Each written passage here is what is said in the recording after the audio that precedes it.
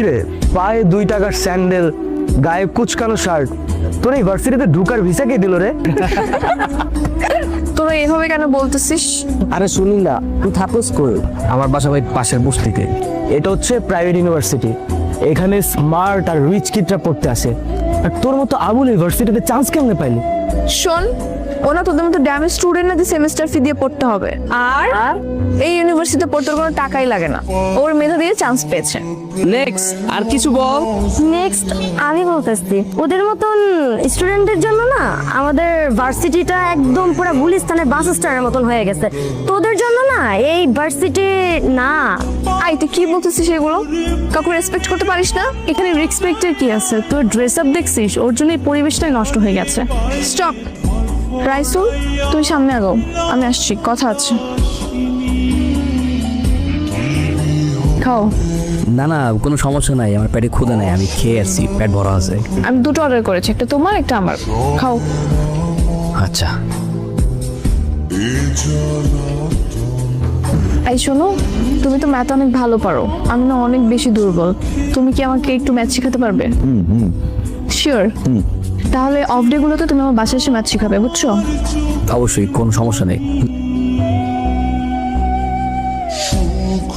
দেখো তো এটা কেমন? এটা তো ছেলেদের জুতা, তোমার ভাই মানাবে না। এই তোমার জন্য মেয়েদের জুতো প্রয়োজন, এইখান থেকে নাও। এটা আমি আমার জন্য নিচ্ছি না, তোমার জন্য। আমার জন্য কেন? এটা আমি তোমাকে গিফট করব, দেখো তো কেমন, পছন্দ হয়েছে? আরে আজকে তো আমার জন্মদিন না, আমার জন্মদিন তো 2 মাস আগে চলে গেছে, সামনের বছর আবার আসবে। জন্মদিন না তো কি হয়েছে, আমি তোমাকে এমনি গিফট করব।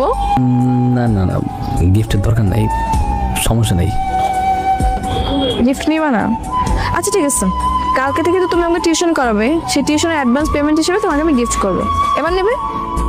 মানে? মানে তুমি কালকে থেকে আমাকে ম্যাথ পড়াবে, তো সেটার অ্যাডভান্স পেমেন্ট হিসেবে তোমাকে আমি একটা গিফট করবো, বুঝছো? দেখো পায়ে পরে দেখো, আগে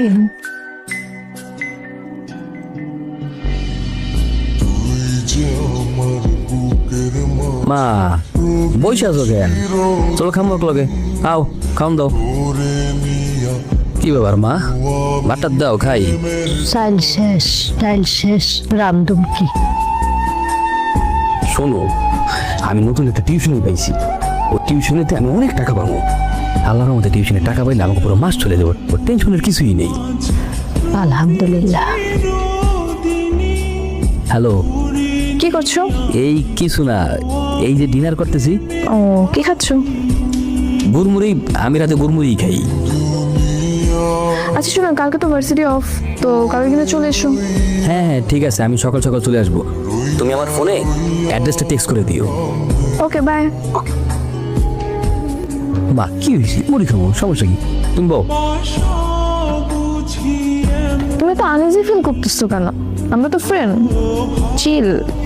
এনো, তুমি তোমার মেধা দিয়ে ম্যাথটা সলভ করো। অঙ্কের ব্যাপারে প্রথমে যে কথাটা জানতে হবে সেটা হচ্ছে যে ম্যাথের ভয় পাওয়া যাবে না।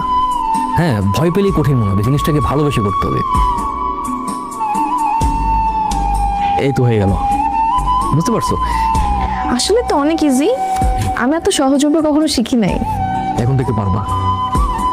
আঙ্কেল আসসালামু আলাইকুম। বসো, আমার বাবা। হ্যাঁ, কি ব্যাপার বলো। কে? ও তো অতসীর বন্ধু। অতসীর বন্ধু মানে? এই বস্তুটার ছেলে অতসীর বন্ধু হয় কি করে? ভার্সিটির বন্ধু, ছেলেটা নাকি খুব ভালো ম্যাথ পারে, তাই অতসী বলছিল ওর কাছে ম্যাথ করবে। দেশে টিচারের অভাব, ওরকম লোয়ার ক্লাস ছেলের কাছে ওকে ম্যাথ শিখতে হবে না, তো গাছকে বিদায় করে দাও। আস্তে কথা বলো না, শুনতে পাবে তো। শুনো বলনি কোন একটা বস্তির ছেলেকে তোমরা ঘরের ভেতরে ঢুকিয়েছো, মানুষজন দেখলে আমার মান সম্মান থাকবে? আচ্ছা চিল, বাদ দাও। এরপর আমরা কিভাবে করতে পারি এটা? আসলে হয়েছে কি বাবা, অতসীর বাবা ওর জন্য একটা আগে থেকে টিচার ঠিক করে ফেলেছেন। আমি আর অতসী জানতাম না, উনি আবার কলেজের প্রফেসর, উনি কাল থেকে ওকে পড়াতে আসবে। এখন তুমি কাল থেকে তোমার না আসলেও চলবে। ঠিক আছে, কোনো সমস্যা নেই, আমি কালকে থেকে আসবো না। আচ্ছা ঠিক আছে বাবা, নাস্তা করো।